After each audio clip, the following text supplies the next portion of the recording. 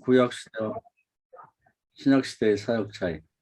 구약시대와 신약시대의 사역 차이. 구약시대, 겉사람의 시대, 자연법 시대와 율법 시대는 아담의 원죄를 대속받지 못한 사람들의 시대이다.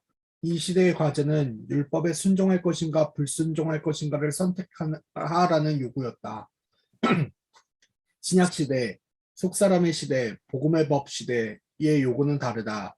겉사람 속에서 속사람을 거듭나오게 하라는 요구이다. 네, 그러니까 좀 다르죠. 그러니까 구약의 율법이 이제 지금 뭐 신약시대 사람들에게도 이 땅에 사는 동안에 순종해서 복받고 불순종해서 저주받고 그런 차원의, 다시 말하면 원죄가 그냥 있는 상태 일반인들에게 해당되는, 거듭나지 못한 사람도 이제 뭐 병 치유받을 수가 있고 뭐 복도 받을 수가 있고 그러죠. 그런데 신약 시대는 차원이 좀 다르죠. 겉사람 속에 있는 속사람을 알고 그 속사람이 이제 겉사람을 끌고 나와서 그 자기를 지배하는, 그래서 육신의 어떤 법에 지배받는 겉사람과 다르게 성령의 법에 지배받는 속사람이 자기를 이제 컨트롤하는, 그 자기를 이끌고 가는 이제 그런 사람이 되라는 요구가 다른 것입니다. 그 다음 또 읽으세요. 겉사람들에게 할 수 있는 사역은 성령을 구하고 성령 충만한 상태에서 복음을 전해주는 것이다. 예수가 당신들의 죄를 구했으니 회개하고 예수를 믿으라. 그러면 구원을 받을 것이고 원죄로 인하여 발생한 병, 가난, 귀신, 갇힘 등의 모든 문제가 해결될 것이다. 세상에서 구원받고 문제로부터 구원을 받을 것이다. 성령 안에서 복음을 들은 사람들 중에서 믿는 자가 생기면 사역자가 발견하고 예수가 했던 말을 대신한다. 예수께서 내 병을 고칠 줄 믿느냐? 믿습니다. 일어나 걸으라.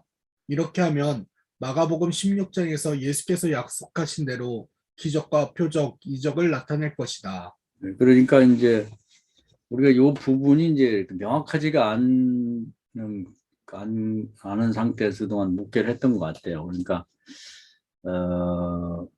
그 거듭난 사람과 거듭나지 못한 사람, 일반인을 대상으로 한 그 사역, 그러니까 안 믿는 사람을 모아놓고 이제 그들을 대상으로 뭔가 복음도 전하고 집회를 했을 때, 그때와 또 믿는 사람을 대상했을 때 뭐 그런 구분들이 이제 명확하지 않다 보니까 집중력이 없는 거죠. 어떻게 하다 보니까 맞아서 이게 잘 되기도 하지만 잘 안 맞으면 이게 힘만 들고 뭐 시간만 많이 소모를 하지 잘 안 되는 거죠.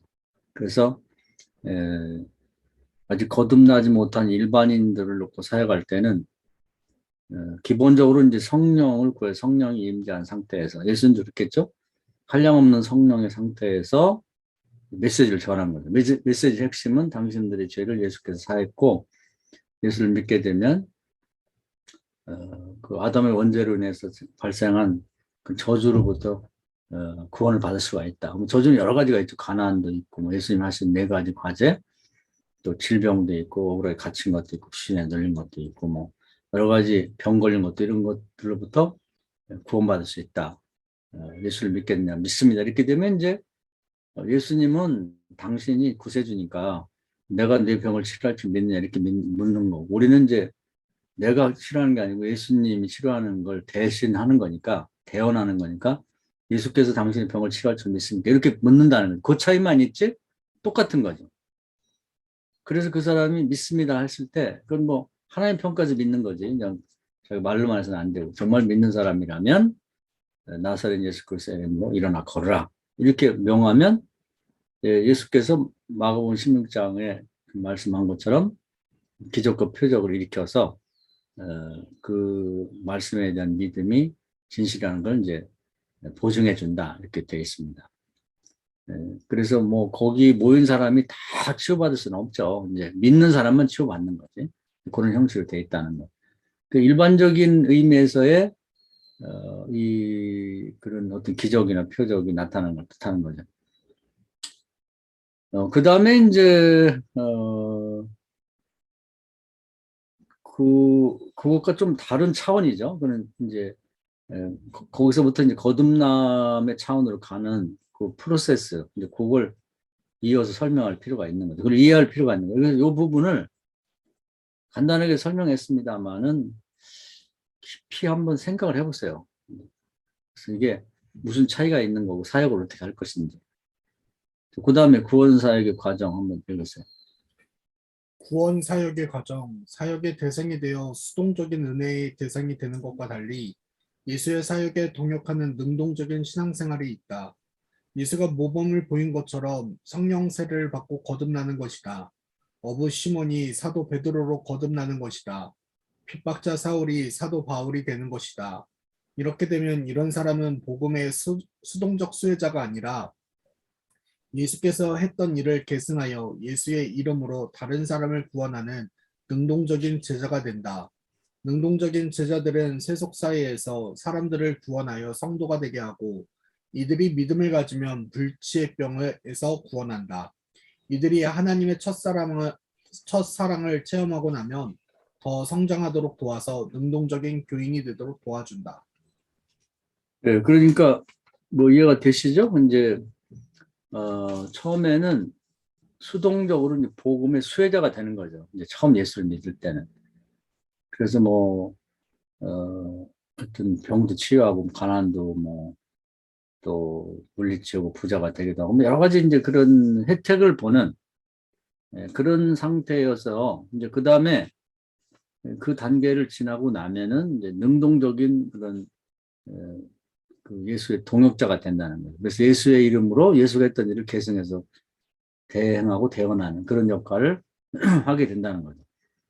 이게 이제 불신자에서 처음에 이제 수동적인 수혜자에서 그다음에 능동적인 동역자로 이렇게 나가는 그걸 뭐 사도라고도 하고 뭐 제자라고도 하는데 그런 말도 뭐 일리가 있습니다만은 수동과 능동의 그런 단어로 설명하면 또 새롭게 이해가 될 수 있는 것입니다.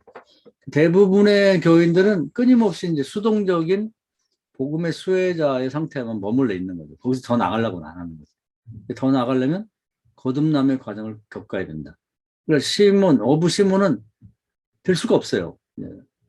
그 사람은 뭐 다른 사람을 전도도 못하고 다른 사람이 그 안진뱅에서 일어나기도 못하고 어부 시몬의 상태에서는 이게 이제 거듭나서 사도 베드로가 된 다음에 예수가 했던 일을 계승해서 예수의 이름으로 똑같은 일을 할 수 있는 거예요. 내가 하던 일을 할 것이고 나보다 더 큰 일도 할 것이라고 하는 것이 가능하려면 반드시 거듭남의 과정을 이제 지나야 된다는 거예요.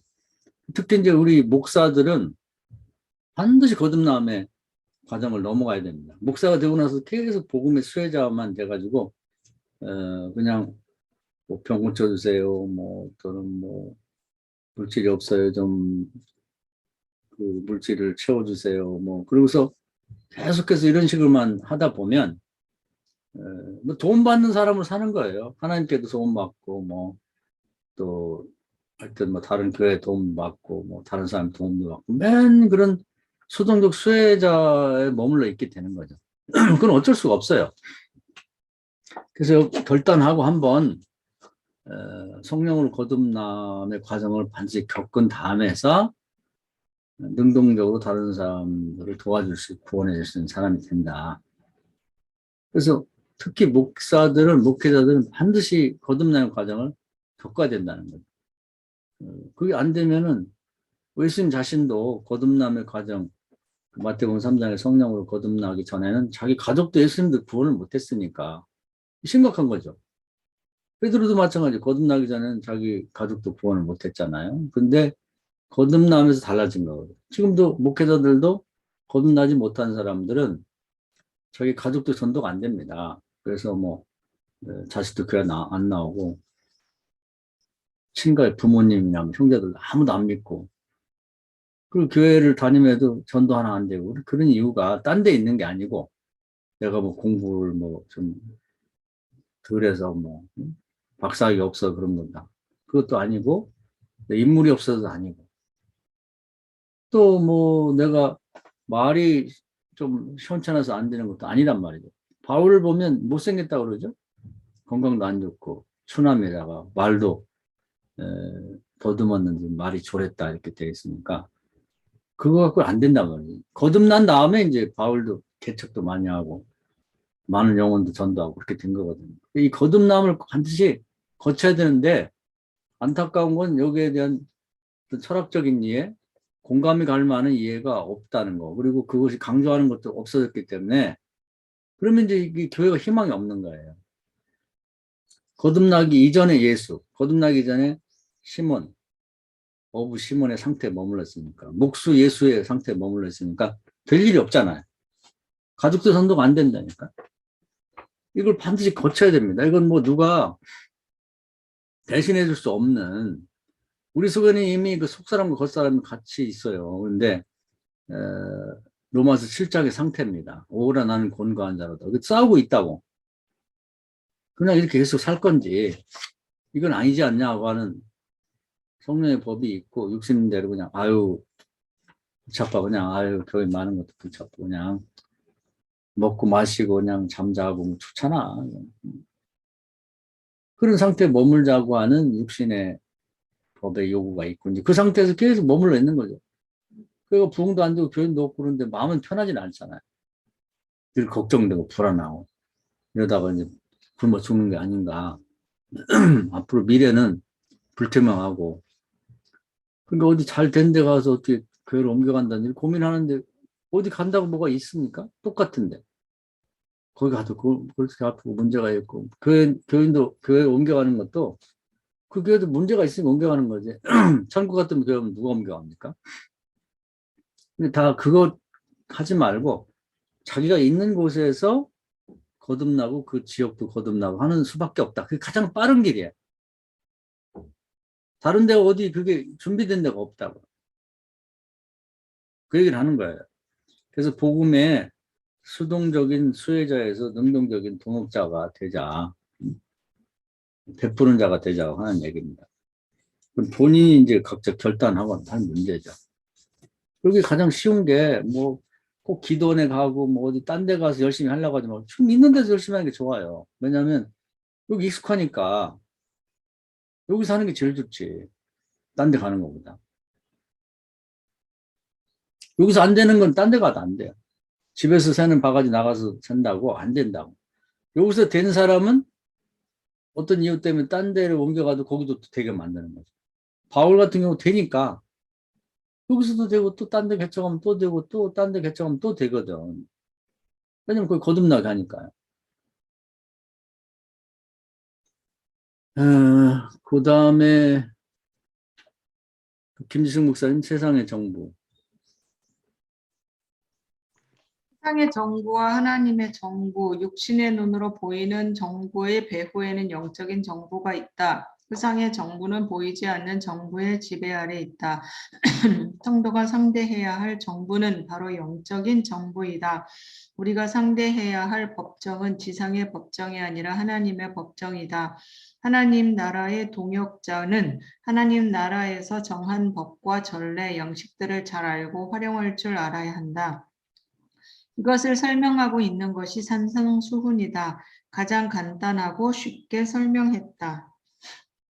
지상에서 성도로서 살아가는데 필요한 정도의 설명은 다 해놓고 있다. 예, 그래서 이제 우리는 요즘에 뭐 정부가 시끌시끌한데, 이 정부에 대해서 뭐 요구하고 뭐, 무슨 서명운동하고 뭐 그런다고만 되는 게 아니고, 사실은 영적인 정부인, 뭐, 하나님 나라에다 이제 그 무슨 민원을 넣듯이 계속 기도하는 게 중요합니다. 우리가 지난 정부가 이제 바뀌었는데요. 그때 뭐 몇 년 전에 몇몇 목사님들하고 얘기가 돼가지고, 이제 그 못된 사람들이 많아요. 이 정치하는 사람들이.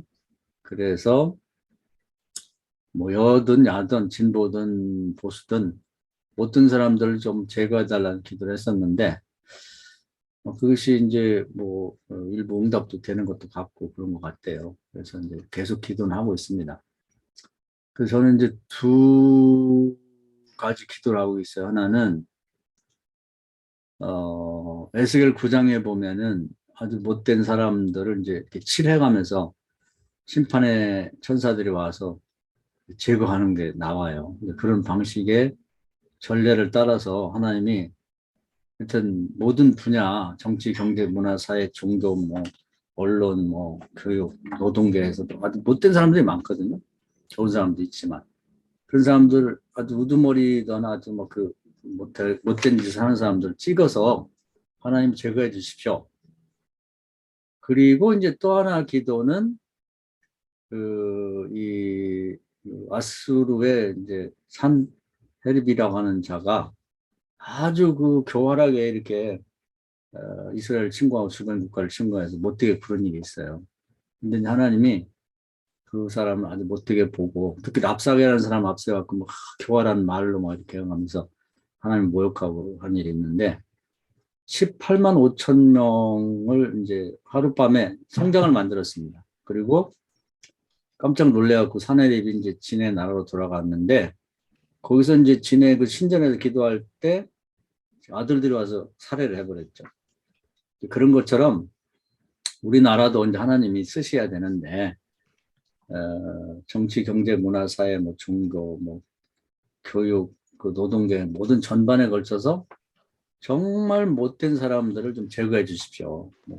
하나님 정부에 계속 기도하고 있어요. 제가 호소하고 있고 우리 뭐 다른 저뿐 아니라 많이 하고 있겠죠. 그래서 저는 그 사내리비 시대는 뭐 인구가 얼마 안 됐으니까 18만 5천 명이지만 우리나라는 5,300만이 되니까 한 185만 명 정도를 각 그 분야에서 뽑아서 못된 사람들을 제거하면 상당히 이제 안정된 나라가 되지 않겠나. 그래야 이제 하나님 쓸만한 경영자가 나라가 되는 거지. 하여튼 각 분야에 아주 못된 사람들이 많아요. 그럼 어떻게 사람이 힘으로 할 수 없는 것 같아. 그래서 그런 기도를 계속하고 있습니다. 그 하나님의 방법에 그 전례를 보면 일단은 못된 자들이 자중질환, 자기가 판 함정에 자기가 빠지고 자기가 놓은 올무에 자기가 걸리고 그런 방법을 하나님 많이 쓰시는데 그런 방식으로 제거해 주십시오. 그렇게 기도를 하고 있어요. 그래서 이제 그 우리 같은 사람이 뭐 기존의 뭐 정치 세력이나 이런 데다가 무슨 뭐 민원을 이렇게 해봤자 아무 소용도 없고 또 뭐 서명운동 해봤자 힘도 없고 그렇기 때문에 하나님의 정부에다가 정확한 근거를 갖고 기도하면 하나님이 일하신다. 나는 확신을 갖고 있고 근데 우리가 그런 확신을 갖고 얘기할 필요가 있고 기도할 필요가 있는 것이죠. 누구 기도 하늘에 상달될지는 몰라요. 그러나 정확한 전례를 근거 삼아서 기도하면 하나님 반드시 들으신다. 그 믿음과 기도를 해 주시기 바라고 저는 기도를 계속 하고 있습니다. 그 세상에는 이제 또 언더그라운드 거버먼트라고 이제 지하 정부라고 그러죠. 그런 것도 있다고 그래요. 이제 확실히 모르겠는데 조지 소로슨 이런 사람들, 뭐 우리 프리메이슨이라고 옛날에 그런 말이 있었잖아요. 그게 지금도 있다고 그래요.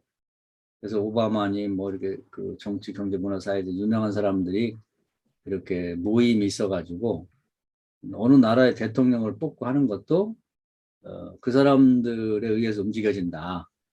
뭐 그런 말이 있더라고요. 이제 그 지난번에 그 박성우라는 사람이 유튜브 하는 사람이 있는데 그 사람이 이제 주로 그런 주장을 많이 하더라고요. 미국 대통령도 그 사람들이 누구를 뽑을 거냐에 따라서 결정이 된다. 트럼프를 제거한 것도 이제 그 사람들이라고 뭐 그런 말을 하더라고요. 근데 그건 자세히는 모르겠어요. 그럼 뭔가 그 언더그라운드 거버먼트가 역할을 하는 건 있을 것 같아. 지금 이제 뭐 소련과 우크라이나 전쟁 문제도 그들이 개입이 있고 또 중국을 저렇게 디커플링 하는 것도 이제 그들이 개입이 있다 이런 얘기를 했는데 우리는 뭐 거기까지 알 필요도 없고 관계할 필요는 없고 우리에게는 스피리추얼 거버먼트가 있단 말이에요. 영적인 정부가 있기 때문에 거기다 호소를 하는 거죠. 그래서 이제 존 낙스는 혼자 기도했지만 100만 대군의 효과가 있었다는 거예요. 왜냐하면 하나님하고 얘기가 잘 되니까. 얘기가 잘 된다는 건 특정한 사람을 지칭하는 게 아니라 정확한 성경의 근거를 제시하고 이사야 43장에 나와 있잖아요. 나로 하여금 기억나게 하고 기도하라. 그러면 저나 여러분이 그렇게만 기도해도 엘리야 같은 건 혼자 기도해도 되고요. 마태복음 18장에 보면 두 사람만 기도 하늘문을 연다고 했기 때문에 그 하나님 나라고 이 정부에다 직접 호소하고 기도하는 건 굉장히 중요하다고 생각해요. 그래서 저는 계속 기도를 하고 있습니다. 그러면서 어떤 일이 벌어지고 있는지. 그래서 하나님이 치리를 하시는구나 하는 걸 느낄 때도 있어요. 저 하나님이 찍어서 버리는구나 이런 경우도 느끼고 정확하게는 모르지. 그러나 계속 우리나라를 사랑하는 마음 갖고 기도를 하고 있습니다. 여러분도 기도해 주시면 좋겠고. 그래서 이것은 이제 지금까지는 이제 뭐 개인 문제 그리고 뭐 그 도시 문제 그것까지 얘기를 했는데 더 크게 말하면 정부도 이 기도를 통해서 하나님의 개입을 요청할 수 있다. 그러니까 지금 이제 우리나라를 넘어서는 북한이 좀 이렇게 자연스럽게 남한과 어떤 형태라든지 하나님 하시면 되겠죠. 통일이 됐으면 좋겠고 너무 불쌍하잖아요. 지금 코로나도 그렇고 먹고 살기 힘들고 저거 계속 유지될 수가 없는데 그 150만의 교인이 있다는데 그 기도를 좀 들어달라고 그래서 전쟁 없이 자연스럽게 통일됐으면 좋겠다는 기도를 하고 있고요. 여러분도 하시겠지만 중국은 전 세계에 지금 존재하는 국가 중에 제일 좋지 않아요. 왜냐하면 남의 나라를 불법 그 식민지화 해가지고 계속 그냥 그런 짓을 하고 있잖아요. 그런 나라가 어디 있어? 그건 도덕적으로 그렇고 하나님 앞에도 그렇고 계속 저도 기도하고 있습니다. 이건 아니다, 하나님. 그래서 나라들을 독립시켜 달라고. 몽골은 내몽골은 몽골에 주고 간도는 우리 대한민국에 주고. 근데 원래 만주도 독립시켜줘야 하는데 만주 언어가 있어요. 근데 언어를 말살시키고 거기에 막 그 한족들을 갖다 막 이주를 시키고 막 그런 식으로 한다고. 근데 사람의 방법이죠. 티벳도 독립시켜줘야 돼요. 신장 우이ಘur 완전히 다른 나라인데 티벳도 독립시켜줘야 되고 그리고 이제 더 나가서는 이제 이 양쯔강을 중심으로 해서 남북이 갈라질 수도 있어요. 하나님 하시면은. 그러니까 중국도 잘해야 돼. 하나님이 마음 먹으면 뭐 만들 게 뭐가 있겠어요. 그런데 여하튼 기본적으로는 다른 나라를 분리 독립시켜 줘야 된다. 그걸 계속 기도하고 있습니다. 계속. 근데 이제 깡패노를 사고 계속 다른 나라를 막 계속 뭐 침공을 하고 뭐 우리나라도 뭐 저기 대동강까지가 지낸 나라라던 그 아이고 이게 하는 짓 보면은 하여튼 뭐 뭐든지 다 지낼 거야. 한복도 지낼 거, 김치도 지낼 거. 우리만 그러나요? 주변 국가를 다 그런 식으로 괴롭히고 있기 때문에 굉장히 안 좋습니다. 그게 그런 짓 하면 역대를 보면 뭐 아수르 시대부터 바벨론 시대 그런 짓 하는 제국들이 다 망했어요. 다 망했다고. 그래서 일종의 전례죠. 그래서 저는 기도하기를 하나님 아수르, 바벨론, 몽둥이를 때려가지고 페르시아 다 없어져 한 것처럼 로마도 마찬가지죠. 뭐가 있어요? 영국도 마찬가지죠. 조그만 나라예요, 지금. 이게 미국도 잘못하면 이제 하나님 후려 쳐버리면 52개 나라로 쪼개진다고. 근데 그나마 이제 미국은 그 정도까지 악한 짓은 안 하니까 경찰 국가로서 역할을 하고 있는데 중국은 너무 못됐단 말이에요. 그렇기 때문에 하나님 앞에 계속 호소하면서 전례를 따라서 그동안에 악행을 했던 모든 제국들을 손봐주신 것처럼 중국을 손봐서 약소국들을 다 이렇게 해방시켜 달라고 얼마나 그들이 피눈물을 흘리면서 기도하고 있냐고 이제 그런 기도를 하고 있는데 조만간 하나님의 조치가 내려지겠죠. 그 다음에 이제 팽창주의, 이제 제국주의 꿈을 갖고 있는 러시아, 일본 이런 나라들은 하나님 결박해 주셔야 돼요. 결박. 주변 국가를 못 살게 굴어. 지네 나라는 잘하지. 왜 자꾸 옆에 나라를 먹냐고. 일본도 오키나와가 원래 뉴크 왕국이라고 그게 원래 독립국가였거든요. 근데 지금 불법 점유하고 있다고. 독립을 하려고 좀 난리인데 뭐 무력으로 그냥 진압하고 그냥 다 죽이고 막 이런 짓을 하기 때문에 그것도 독립해야죠. 독립시켜야 돼 하나님. 대마도도 원래 우리 거란 말이에요. 근데 지네는 차지하고 안 돌려주고 독도까지 지낼 거라고 하니까 말이 안 되잖아요. 그런 짓을 하면 하나님께 상달이 된다. 그래서 이제 이 정부를 넘어서 세계를 위해서 기도를 해야 됩니다. 기왕 기도할 때. 그래서 목사님들 기도할 때 내 기도가 뭐 되겠냐? 아니 혼자 기도해도 돼요. 엘리야를 보세요. 된다니까.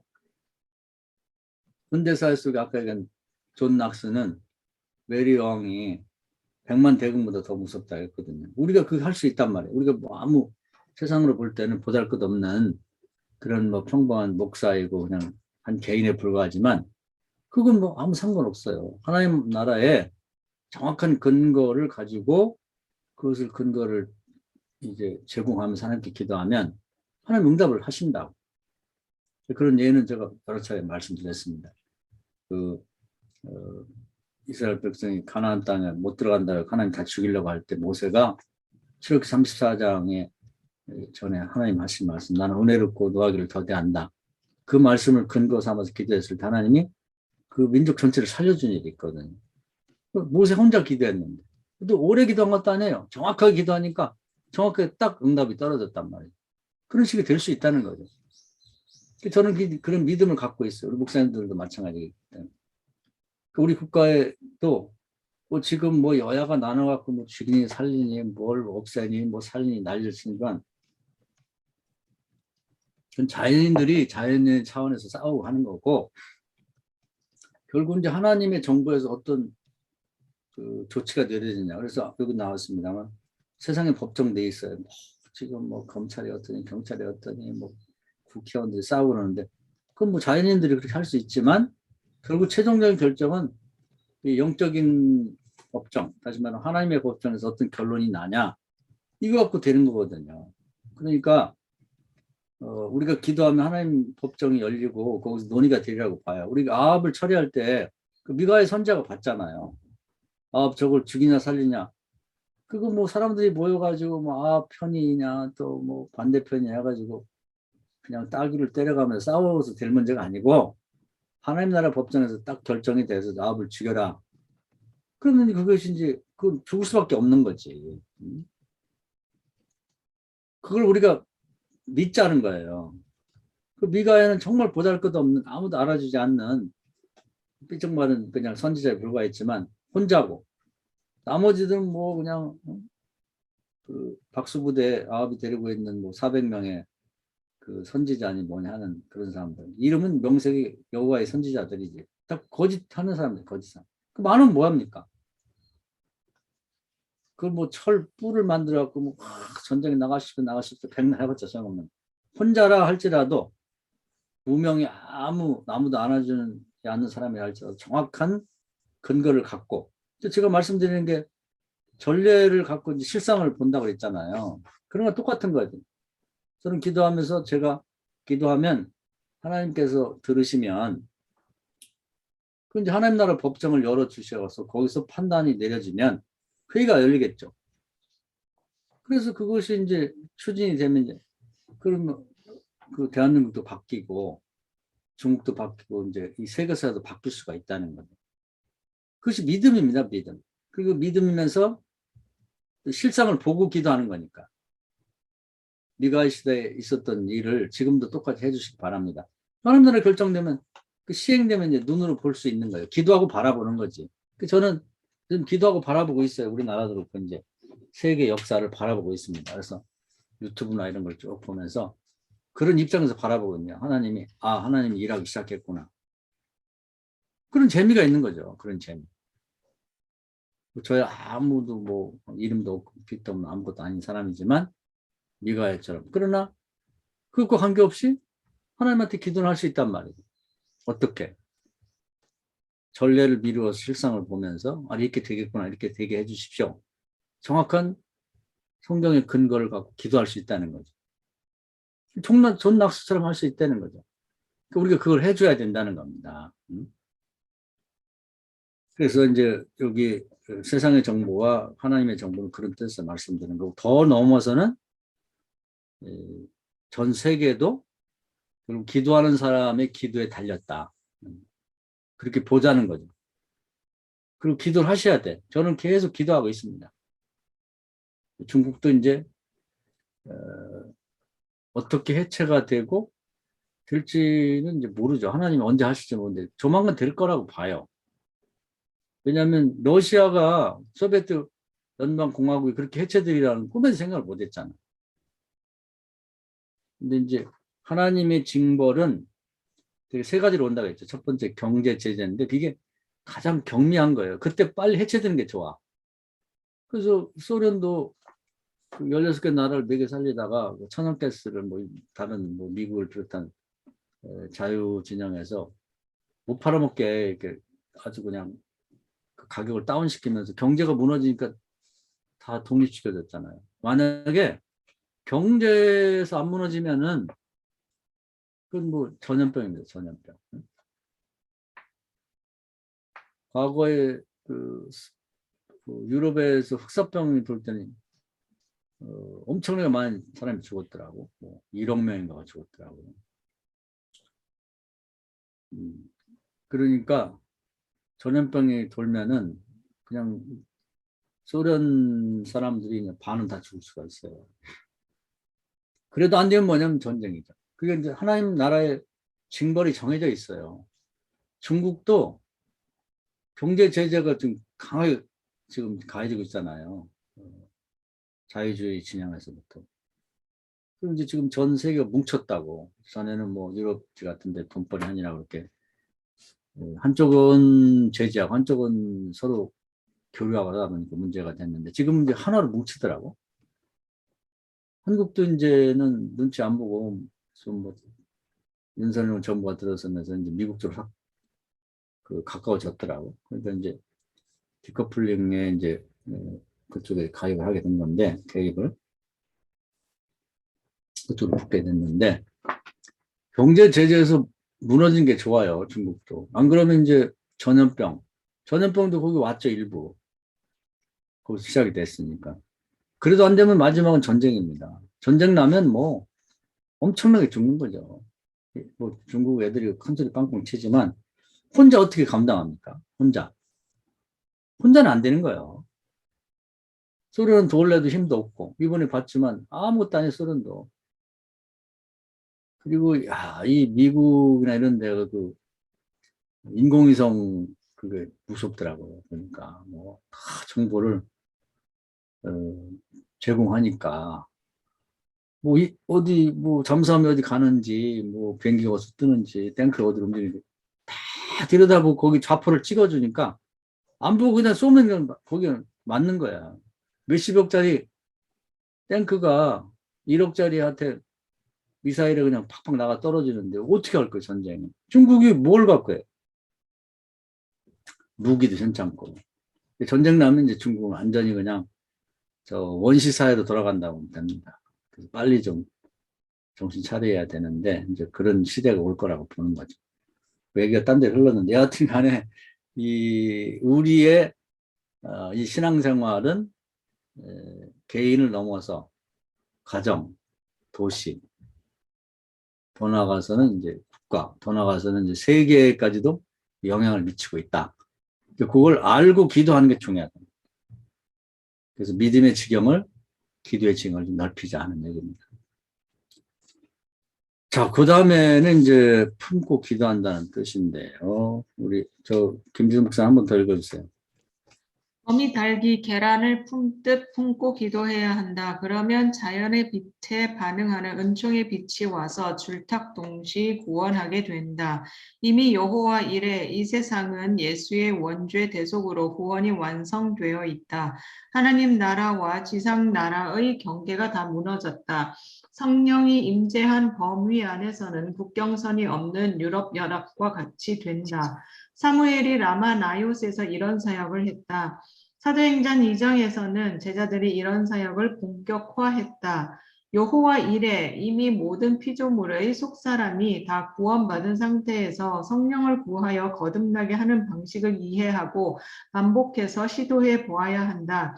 이것이 하나님이 기뻐하실 일을 시도해 보는 것이다. 기도하고 바라보는 것, 순종하고 바라보는 것이다. 하나님은 혼자 일하지 않기 때문에 반드시 사람 동역자가 있어야 한다. 방법은 당면한 과제에 대한 성경의 약속과 전례를 찾아서 하나님 앞에 기억나게 해드린다. 여기에 믿음을 붙여서 기도하면서 야복강의 야곱처럼 어떤 시험이 와도 굴복하지 않고 기도해야 한다. 또한 깨어서 슬기로운 다섯 처녀처럼 기도해야 한다. 중요한 응답이기 때문에 응답받는 자가 깨어서 받아야 하고 받을 때 묵도해야 한다. 신랑이 온다면 반드시 오는 것처럼 약속은 반드시 응답이 온다. 시간의 문제일 뿐이다. 기도를 시작한 사람은 이미 받은 줄 믿고 응답 이후에 사람들이 질문할 것을 대비해서 답변까지 준비해 두어야 한다. 준비하지 않으면 하나님의 영광을 가로챈다. 에스라가 이것을 잘했다. 이것은 성숙한 교인이 본인의 문제 해결을 위해서 기도할 수 있는 방식이기도 하고 미숙한 교인을 위해서 중보 기도하는 사람이 할 수 있는 방식이 되기도 한다. 이렇게 하면 반드시 히브리서 4장 12절의 말씀처럼 응답이 있다. 약속과 전례의 효력이 발생한다. 즉 말씀이 살아 운동력을 나타낸다. 성경 내에 있었던 역사가 성경 밖의 시대에도 똑같이 효력을 나타낸다. 예, 요것이 이제 저 기도에 관한 뭐 간단하지만 가장 중요한 내용을 이제 일목요연하게 정리한 겁니다. 이걸 한번 반복해서 읽어보시고요. 요렇게 따라서 기도를 해야 됩니다. 그래서 하나님은 뭐 좋은 계획들을 많이 미리 선지자를 통해서 보여주시고 말씀하시는데 중요한 건 동역자가 있어야 돼요. 저도 그렇고 우리 목사님들도 하나님의 동역자가 되도록 노력을 하셔야 돼. 그러니까 이것은 한 개인을 위해서도 그렇고 가정, 교회, 도시, 나라, 세계를 위해서 마찬가지예요. 누군가 기도를 해야 됩니다. 기도의 동역자가 돼줘야 되는 거예요. 그게 누군지는 몰라요. 그리고 누구라고 뭐 무슨 뭐 왕이 뭐 기도하고 무슨 뭐 대단한 무슨 사람이 있고 기도해야 되는 건 아니에요. 그냥 이름 없고 빚도 없는 사람이라도 괜찮아. 기도를 하면 그 기도가 하늘에 상달되면 놀라운 일이 벌어지는 거예요. 하나님께서 이제 그 기도를 들으시고 응답하니까. 저는 미가야 같은 믿음을 갖고 있어요. 우리 목사님들도 그런 믿음을 가지시면 좋겠고. 그래서 세계 역사의 흐름을 나는 기도를 통해 개입을 하고 싶다. 그렇게 생각을 하고 있습니다. 사실은 기도하는 사람이 제일 무서운 사람이에요. 뭐 나와서 뭐 떠들고 막 뭐 몇십만 명씩 모여갖고 으쌰으쌰 하는 게 그건 별로 중요한 게 아니고 그 사람들 자연인 사이에서 뭐 서로 싸우싸고 하는 거지 결정적인 일을 못 되는 거지. 뭐 이리 밀렸다 저리 밀렸다 하는 건데 정말 중요한 건 이름 없고 빚도 없지만 누가 골방에서 정확한 성경의 전례와 약속을 찾아서 히브리 4장 2절처럼 믿음을 붙여가지고 정말 야복강의 야곱처럼 포기하지 않고 응답 줄지 먹고 계속 기도하는 거죠. 그리고 이 슬기로운 다윗처럼 깨어서 기도하고 바라보는 거지. 그러면서 이제 중국이 어떻게 되나. 그런데 계속 주시하는 거예요. 뉴스도 보고 또 중국 관련 뭐 유튜브도 보고 무슨 일이 벌어지면 하나님 응답하시는구나. 하나님 감사합니다. 이렇게 하는 거죠. 우리나라도 마찬가지입니다. 무슨 사건이 벌어졌을 때 그 벌어지기 전에 하나님 이렇게 되게 해주시고 정말 심판을 내려주십시오. 그래서 못된 자들을 찍어내주시고 쓰나미로 쓸어가듯이 못된 자들을 거름더미가 되게 해주시고 하나님 역사해 주십시오. 이렇게 기도하는 사람이 기도가 무서운 거죠. 하나님의 법정에서 고소하는 거니까 고발하는 거니까 거기서 심판이 내려지면 무섭게 하나님 나라에서 역사하는 거죠. 세상에서 넌 뭐 거기 불의한 것도 있고 뭐 봐주기도 있고 뭐 없는 것도 전해 그러지만 하나님 나라는 그런 게 없거든. 그래서 이제 기도는 다양한 대상으로 다 할 수가 있어요. 또 특별한 사람만 하는 게 아니야. 누구든지 할 수 있는 거죠. 근데 중요한 건 제가 여기 품고 기도한다는 내용을 한번 잘 읽어보세요. 그동안 기도에 관한 많은 얘기를 했어요. 기도에 관한 책도 많이 보고 간단 명료하게 정리를 한 거예요. 처음부터 끝까지 이렇게만 하면 된다. 정확한 근거를 갖고 기도하고 바라보는 사람, 기대하는 사람, 포기하지 않는 사람, 이 한 사람이 무서운 거예요, 사실은. 백만 대군보다 더 무서운 겁니다. 왜냐하면 하나님 나라 하나님이 개입하시니까 백만 대군 그까짓 거 뭐 하나님 나라 군대가 내려오면은 그까짓 뭐 하루아침에 성장되는 거죠.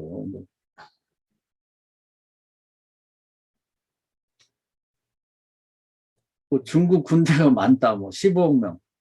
아유 10억이 그 뭐가 문제가 돼요. 그까짓가 하나님이 손대면은 하루아침에 다 15억 명 성장이 다 될 수도 있는 거지. 그러니까 아무것도 아니에요, 사실은.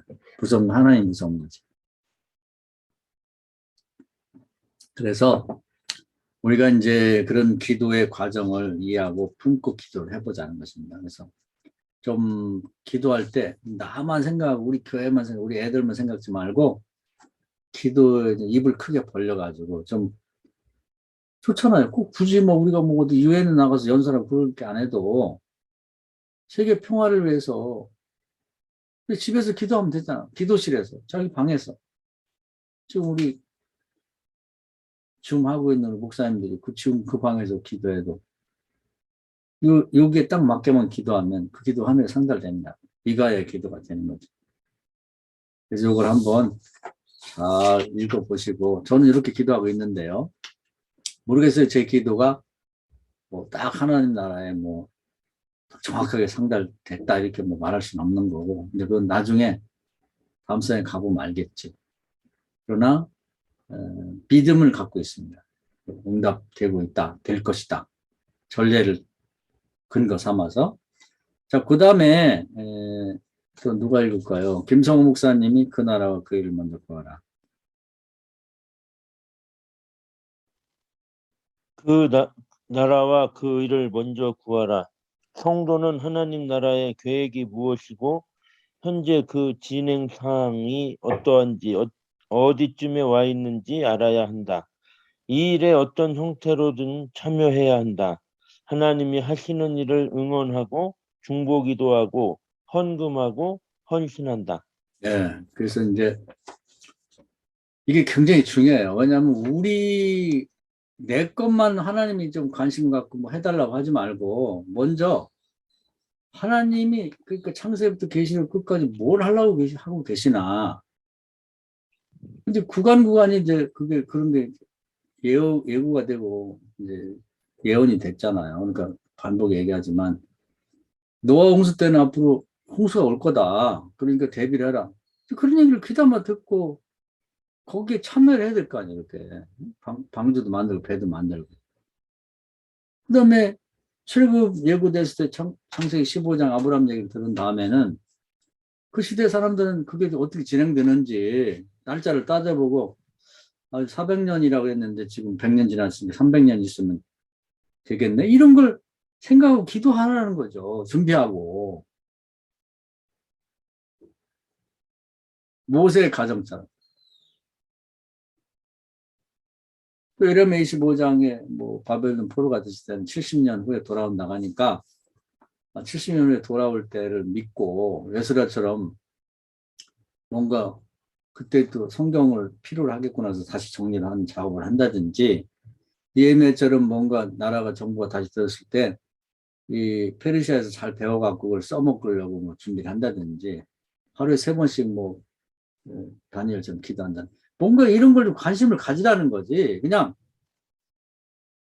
뭐 무슨 짐승처럼 그냥 먹고 마시고 웃고 떠들고 그냥 좀 더 자자 좀 더 눕자만 하지 말고 그런 관심을 가지라는 거죠.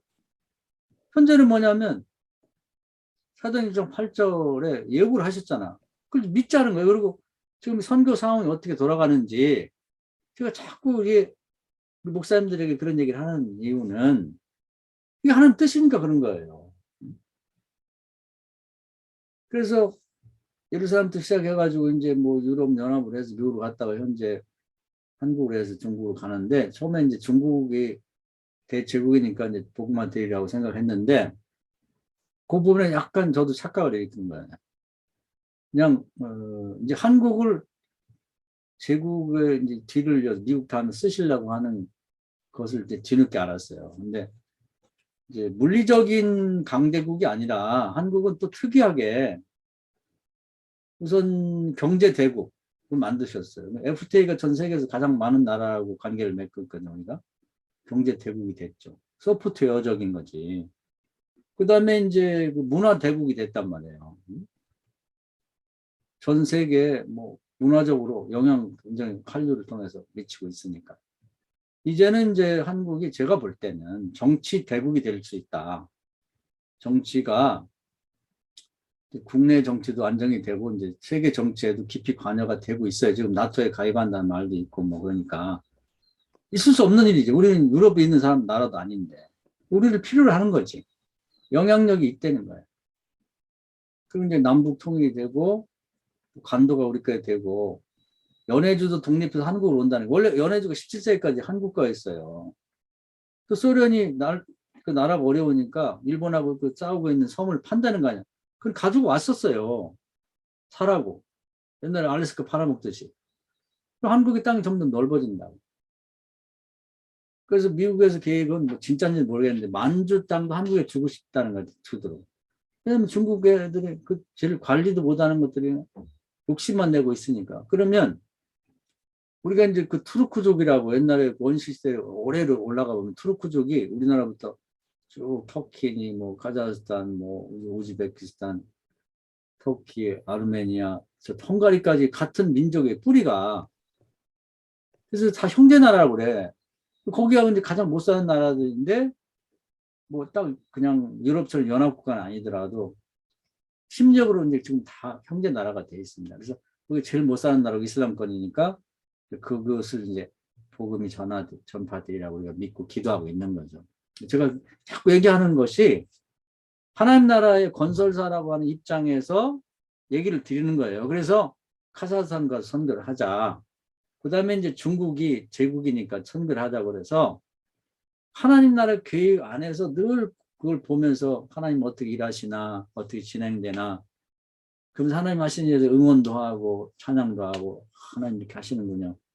나는 아무것도 가진 것 없지만 매달 헌금도 하고 우리도 하시겠지만 우리도 이제 그 중국 선교를 위해서 헌금 매달 교인들 내고 카자흐스탄에서 헌금 내고 또 뭐 올해도 이제 스토리에서 좀 지원하겠습니다만은 문서 선교라도 중국에 이제 또 하고 우리 교회도 이제 특별한 거 한번 할 건데 그렇게 해서 하고 그다음에 기도도 하게 만들고 뭐 헌금할 수 없어 헌금도 할 수 있으면 하게 만들고 그 몸으로 갈 수 있으면 가서 참여도 하고 우리 스토리 목사님들이 중국 많이 갔죠.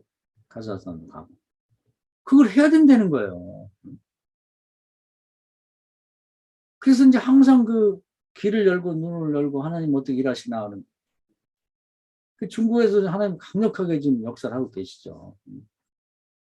그리고 이제 성경에 보면은 중국을 왜 내버려 두냐 죄악이 관영해져야 돼요. 시진핑이 하는 짓이 못된 짓만 골라서 하기 때문에 그래서 하나님 나라도 양형 기준이 있단 말이에요. 무조건 막 후레치고 그런 게 아니라 그리고 어디서 알 수 있냐면 제가 여기서 말씀드렸죠.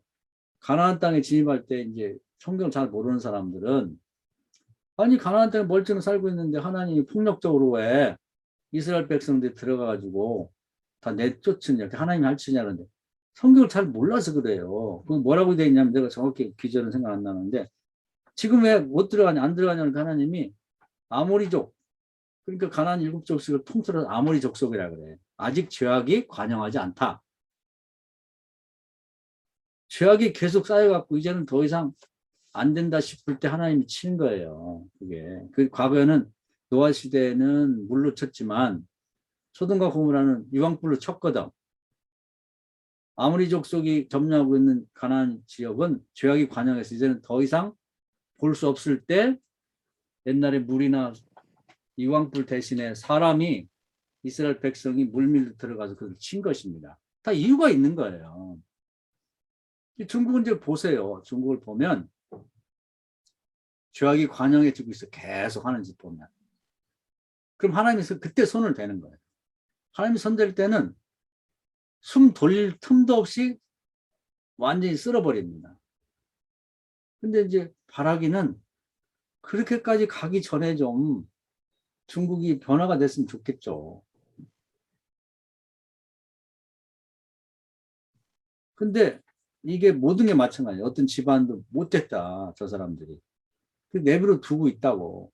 근데 그 죄는 계속 쌓여가는 거예요. 관영이라는 게 뭐냐면 도를 넘는 거죠. 차고 넘치는 거예요. 그때는 치는 겁니다. 뭘 치든 뭐 하나님 나라에서 뭐 그 심판의 사자들이 와서 치든 물로 치든 불로 치든 사람의 세력이 치든 치는 거예요. 정치 세력도 마찬가지고 기업도 마찬가지고 개인 가정도 마찬가지고 나라도 마찬가지고. 중국이 이 지구촌에서 사람 많다고 그러지만 하나님의 입장은 아무것도 아니야. 뭐가 그렇게 많아 그게. 그래서 이런 걸 이제 중국 사람들에게 시진핑이 얘기를 해줘야 되는데 듣지도 않거든요. 그래서 이제 우리가 간단한 내용이지만 그런 내용들이 다 들어있고 우리는 기도할 때 이 세계 그 하나님 나라 건설사라는 큰 틀에서 그래서 우리가 그렇게 요즘은 얘기를 안 합니다만 그전에 하나님 나라 건설사를 수도 없이 반복했잖아요. 아주 그냥 머릿속에 박히도록. 그 입장 관점에서 성경도 읽어야 되고 현대사를 봐야 되는 거예요. 제가 중보기도 하는 건 뭣도 모르고 그냥 아무렇게 하는 게 아니라 그러한 하나님의 계획을 계시록을 통해서 전체를 다 알고 현재 하나님이 이렇게 일하고 계시는구나. 그래서 이제 한국을 그런 소프트웨어적인 강대국을 만들어갖고 지금 영향력이 가장 크거든요. 소프트웨어적인 그런 어떤 문화의 한류 영향은 미국보다 더 커졌습니다. 중국은 인구가 많지 뭐 누가 좋아해요? 아무것도. 일본은 뭐가 있어? 쿨 재팬이만 하는데 누가 좋아하냐고.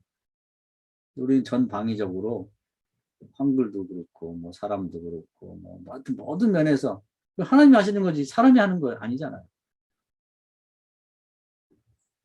그리고 이제는 이제 전체적인 영향력을 발휘할 때가 왔다. 그 다음에 뭐냐? 그 다음에 이제 기독교죠. 그래서 마음이 급해요. 하나님 하시겠지만 이런 문제의식을 아무도 갖고 있지 않으니까 해결책은 더 없지. 신학교에서도 안 돼요. 뭐 철학교로 얘기했습니다만은 아직도 이원론에 매여 있으니 뭘 하겠어요. 교회에서도 이제 회개도 없어졌죠. 거듭남도 없어졌죠. 도대체가 그러다 보니까 성령 세례나 성령에 관한 얘기도 없어졌고 지금 아무것도 없어. 그냥 텅 비었다고. 근데 하나님은 세례 요한이 이렇게 예수 그리스도의 앞길을 예배하듯이 한국의 그 모든 면에서 어떤 경제적인 세계와 어떤 영향력, 또 문화적인 영향력, 이제 정치적인 영향력도 이제 발휘가 될 텐데, 그러고 나면 이제 그 준비가 된 거잖아요. 그러면 세계 사람들이 지금 귀를 열고 한국에서 하는 얘기를 다 귀담아 듣는단 말이에요. 어떻게든 경제 개발이 됐지? 어떻게 문화 강국이 됐지? 어떻게 정치적인 민주화가 됐고, 이상적인 그런 국가의 모델을 만들었지? 그런 다음에 이제 한국 사람들이 기독교에 대해서 뭐라고 얘기하지? 이제 이걸 귀를 쫑긋 한단 말이에요. 지금은 이제 별로 그게 전 세계 기독교가 좀 침체기에 있기 때문에 그런 게 없지만 하나님이 성령 역사가 일어나면 되거든요. 그걸 우리가 대비를 해야 돼. 마치 뭐하고 똑같냐면 400년 후에 이제 출애굽한다. 그걸 준비를 해야지. 모세처럼. 어제까지 전혀 기척이 없다가 출애굽기 3장에 하나님 나타나면서 일이 시작된 거예요. 70년 후에 바벨론에서 돌아간다. 준비를 해야지. 준비를. 바울도 보면 이방의 선교가 된다. 집에 다소에 내려가서 계속 성경을 연구하고 기도하고 있는데 오늘 아침까지 새벽까지도 몰랐는데 아침에 누가 왔어요. 안디옥에서. 준비를 하니까 이걸 해야 된다는 거죠. 반드시 이제 기독교 한류가 일어날 때가 온단 말이에요. 그전에 조금씩 있었던 건 그냥 마중물에 불과하고 진짜 온다고 진짜. 우리가 그걸 준비해야 된다는. 다들 뭐 준비를 하고 있겠지만 우리도 그걸 대비하고 준비를 해야 된다는 거지. 여러분이나 제가 그 사명이 큰 거예요. 그렇지 않고는 30년 동안 20년 동안 왜 철학을 공부하고 문학을 공부하고 줄기차게 성경을 공부하도록 기회를 줬냐는 거죠. 우리 하고 싶어서만 했다고 생각하면 안 됩니다. 그래서 다시 한번 우리 눈을 떠야 돼요. 입장과 관점을 가져야 돼요. 하나님 나라 건설 전체 안에서. 제가 드린 말씀을 잘 생각해 봐요. 전 인류 전체를 통해서 전 세계에 10만 명의 선교사를 보내겠다고 공식적으로 선언한 나라는 한국밖에 없어요. 희한한 나라지. 옛날 엑스플로 그 여의도 광장 할 때 하나님 앞에, 전 세계 앞에, 우리 민족 앞에 그 선언한 나라가 없는데 현재까지는 3만 명을 못 보냈다고. 지금 현재 국력 갖고는 10만 명을 보내려면 하나님이 소원을 이루어 주시려면 통일을 시켜줘야 돼. 2,800만이 우리 합쳐야 돼요. 8천만이 되고 그것 안 돼. 간도, 연해주, 만주까지 하나님 우리를 주셔야 인구가 된다고. 그래서 인구가 지금 5천만인데 1억 5천 정도는 돼야 3만 명이 또 3배로 넘어가면서 10만 명을 선교할 수 있는 선교사를 보낼 만한 국력도 되고 인구도 되고 된다는 거죠. 그래서 그걸 놓고 기도하는 거예요. 그래서 우리 목사님들 기도할 때마다 그런 계획 안에서 기도를 해달라는 거죠. 하자는 거지. 그 기도가 아구가 맞춰야 되니까요. 합리적으로 볼 때, 그 기도가 맞다 이렇게 되는 거죠. 그게 놀라운 민족이에요. 그런 서운한 나라가 없다고. 그리고 전 세계에서 이 한국어가 이제 앞으로 세계 공통어가 될 가능성이 많아요. 왜냐하면 이미 영어나 이런 것들은 뭐 이제 알려졌지만 배우기 너무 어려워. 근데 한글은 일주일이면 다 뗀다고. 이제 뭐 깊이 들어가면 뭐 어렵지만 그 전 세계 나라 언어는 있는데 글이 없는 나라는 다 한국어를 갖다 보고하는 거예요. 국력이 강해지면 되는 거지. 지금도 1억 명이 넘는 사람들이 한글을 쓰고 있다는데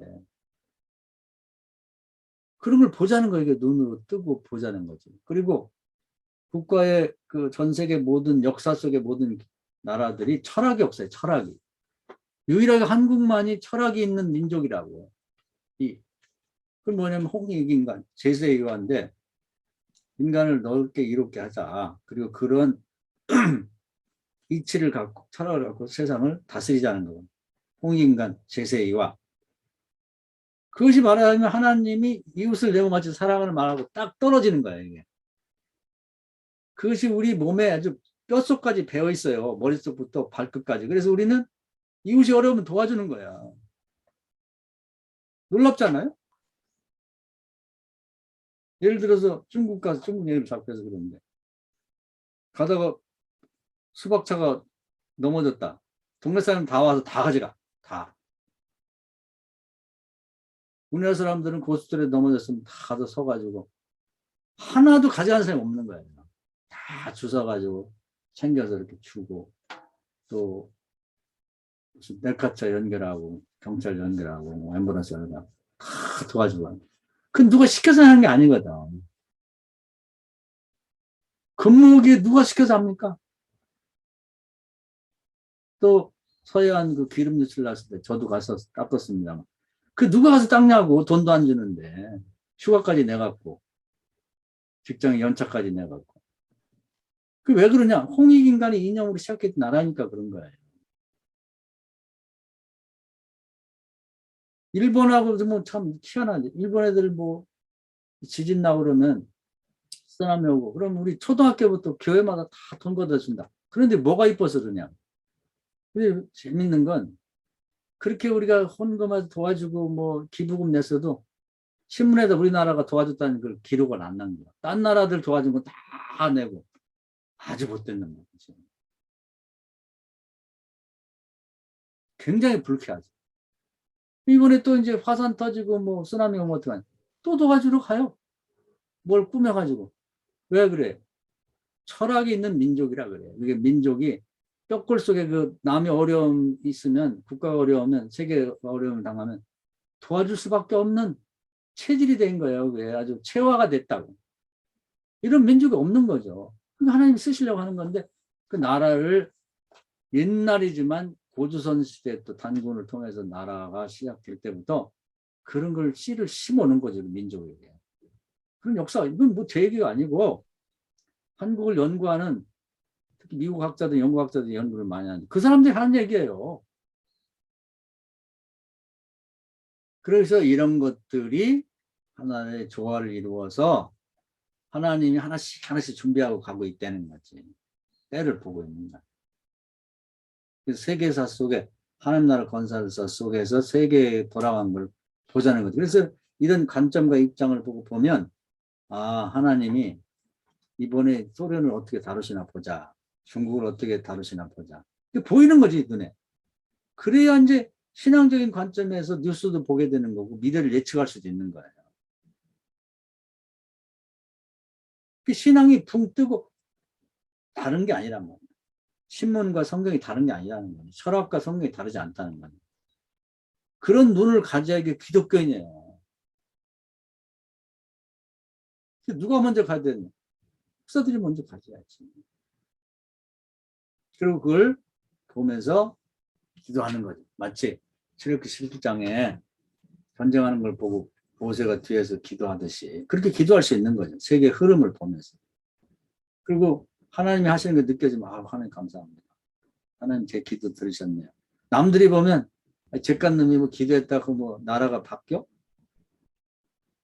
뭐 중국이 뭐 해체되나? 아니, 하나님이 하시는 일을 보고 응원하는 거예요. 알아보는 거지. 하나님 그걸 굉장히 좋아하세요. 응? 사무엘하 5장에 전쟁을 뒤에서 다윗이 보면서 찬양할 때 하나님 너무 좋아하신다고. 그런 내용이에요. 뭐 간단한 내용이지만 복잡하게 얘기를 했네. 자, 마지막 이제 주체의 죽음과 주체의 삶. 이건 이제 철학, 들레즈 철학에서 가장 중요하게 다룬 부분이죠. 누가 읽을까요? 김지성 목사님 읽을까요? 플라톤의 철학에서는 인간이 여러 가지 올무에 잡혔다. 에피크로스 철학에서의 인간은 땅 속에 묻혔다. 인간은 잠재적 공통의 평면 속에 묻혔다. 정해진 시나리오에 따라서 영원 회귀한다. 정해진 구조에 갇혀서 옮겨 다니다 죽는다. 이것은 아담의 원죄로 속사람이 죽은 자연인 겉사람에 대한 설명이다. 신앙의 차원은 다르다. 겉사람 속에 속사람이 있고 이 속사람이 거듭나면서 피조물 세계를 정복하고 다스리는 왕 같은 제사장이 된다. 예수를 믿고 성령을 통해서 거듭난 사람이 된다. 예수가 했던 일을 계승할 수 있는 사람이 된다. 이 거듭난 영의 사람은 예수가 세상의 왕이 된 것처럼 거듭난 세상의 주체가 된다. 범죄 이전의 아담의 삶이다. 어떻게 주체가 될 수 있고 어떻게 주체의 역할을 할 수 있는지 모범을 보여주었다. 나를 배우고 본받고 따르라 했다. 이해가 되시죠? 이게 이제 결론적인 얘기입니다. 그래서 이번에 들레즈 철학 전체를 공부하고 난 후에 어떻게 이 철학이 이제 신학으로 이렇게 그 전환할 수 있는지를 이제 보여주는 내용이죠. 그래서 이제 어떻게 보면 아니 들레즈 철학을 3번씩이나 공부하고 난 후에 결론은 너무 단순하고 간단한 거 아니냐고 쓸 수 있는데 이게 어려운 겁니다. 그러니까 뭐 대철학자들도 우리가 꾸준히 공부했습니다만 뭐 책을 뭐 120권씩 쓰고 뭐 300권씩 쓰고 그래도 그 사람이 깨달은 거 하나예요. 그것이 인류의 진보를 조금 인식의 폭을 넓혀주고 확장시켜준 역할을 하는 거죠. 들레즈 철학을 공부를 뭐 10년 했든 100년을 했든 간에 이것이 신앙적으로 전환했을 때 어떻게 그 시대 사람들에게 공감을 이끌어내면 아 이게 이렇게 되는 거구나. 그래서 들레즈 철학이 얘기하는 그래서 제가 들레즈 철학을 처음 한 번 읽었을 때는 답답하더라고. 왜냐하면 인간이 선험적 그런 자연 속에 선험적 장이라고 할 수 있고 뭐 내재적 공통의 평면 속에 묻혀버린 거야 그냥.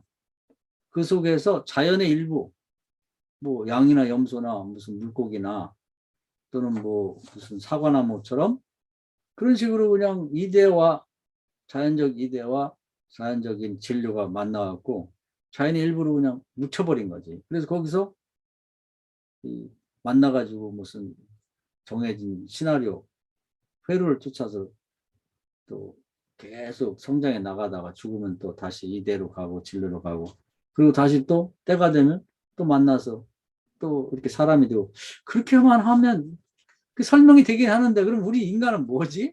차별성이 없는 만물의 영장이 도대체 뭐야? 그렇게 생각이 되더라고요.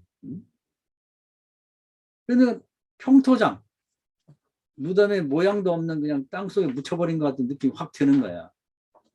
야, 이 시대 사람들이 이걸 이렇게 생각하고 있구나. 이 철학이 끝이구나. 그 구조주의를 통해서는 이미 만들어진 우연히 생겨진 구조에 갇혀가지고 하나도 바꿀 수가 없는 거야. 가정이라는 구조에 태어나서 직장이라는 구조로 가고 학교라는 구조로 가고 교회라는 구조로 가고 또 어디 뭐 취미생활도 그 구조가 있어요. 농구장, 야구장. 그 구조만 왔다 갔다 하다가 구조의 안에서 죽는 게 인생이야. 그러니까 숨이 막히는 거지. 아니 인간이 이거밖에 주체는 죽었단 말이야. 견딜 수가 없는 거예요. 철학적으로. 그래서 이걸 공부하면서도 기도를 많이 했습니다. 도대체 이게 성경하고 어떻게 매치가 되고 성경과 다른 점이 뭐냐. 이 시대 사람들이 이렇게 생각하고 여기에 공감하고 그러니까 죽으면 그만이지 이 얘기가 나오는 거예요. 그런 걸로 다 도배가 돼 있는 뭐 문학도 그렇고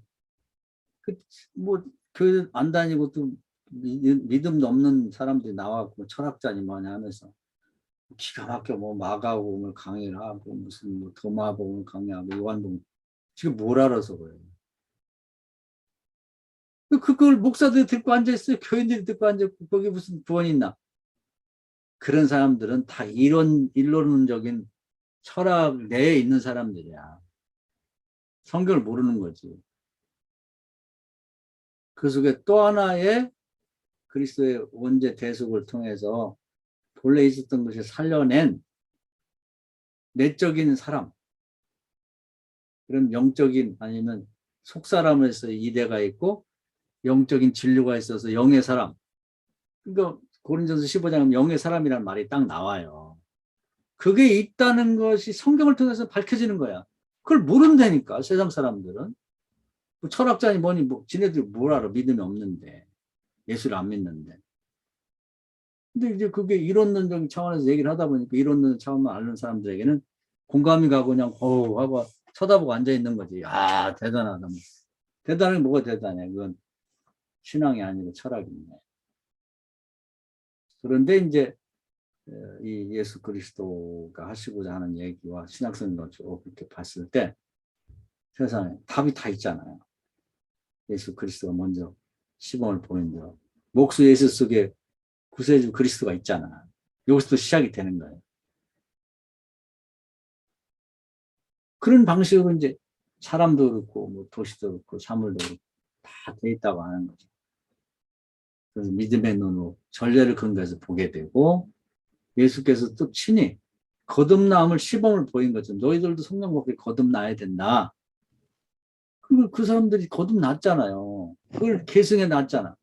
그걸 우리 시대도 해야 된다는 건데 이게 끊겼단 말이야. 끊겨. 철학적인 데서부터 공감을 획득하고 우리가 이제 해 보여야 됩니다. 과제는 그거예요. 가장 중요한 공부는 철학도 끝났고 이론론적인 이 들레즈 철학도 끝났어요. 플라톤 철학도 끝났고 이제는 이론은 그냥 이론으로만 끝나면은 그건 죽은 이론이야. 그것이 실제로 나타나야 되는 거죠. 그래서 기도도 뭐 지금 여러 차례 말씀드렸는데 우리 개인 넘어와서 가정과 우리가 있는 지역 사회와 거기에 있는 아담의 원죄로 생겼던 뭐 여러 가지 장애를 갖거나 뭐 아픈 사람들 문제 해결하고 더 나가서는 우리나라 더 크게는 하나님 크고 작을 것도 없어. 세계가 어떻게 하나님 나라 건설사 안에서 진행되어 갈지 근데 이걸 알고 기도하는 사람이 한 명이라도 필요해요. 기도하는 동역자가 없으면 하나님 일하지 않는다. 계속 그런 상태가 진행되는 거죠. 어디든가 누군가도 기도하겠지만 우리도 그런 기도에 동참하자는 국가, 우리나라 문제도 그렇고 세계의 역사에도 하나님의 건설사 안에서 이해하고 계속 중보기도를 하자는 겁니다. 자, 여기까지 말씀드릴게요. 강의 듣느라고 수고했습니다. 박수 한번 합시다. 자,